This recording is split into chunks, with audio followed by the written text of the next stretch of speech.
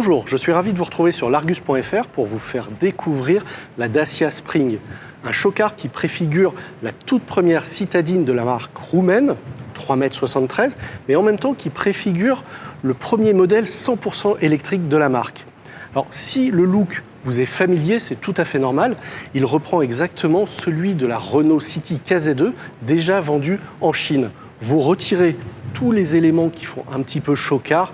Alors, il y aura des protections, mais pas celles-ci. Les couleurs un peu vives ne seront pas forcément là, mais tout ce qui est silhouette, look, vous le retrouverez sur la version de série qui sera commercialisée d'ici une petite année. Vous ne verrez malheureusement pas aujourd'hui l'intérieur. Dacia le présentera dans quelques mois en même temps que la version de série. En revanche, vous pouvez tout à fait imaginer qu'il sera très proche de celui de la Renault City KZ2. Vous remplacez le losange par le logo Dacia et vous obtenez l'intérieur, le tableau de bord de la future Spring. Cette Spring pourra embarquer 4 personnes et disposera d'un coffre d'environ 300 litres.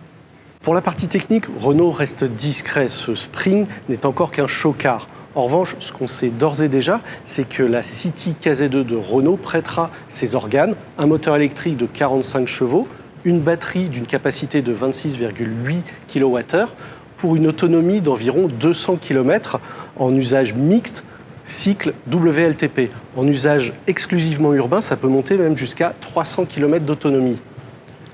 La recharge peut prendre 30 minutes pour 80% de la capacité de la batterie et 4 heures pour l'ensemble de la capacité.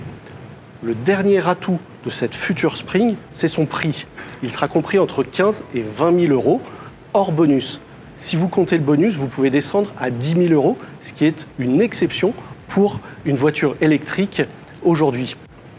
La version de série de la Spring sera présentée dans le courant de cette année pour une commercialisation au printemps 2021.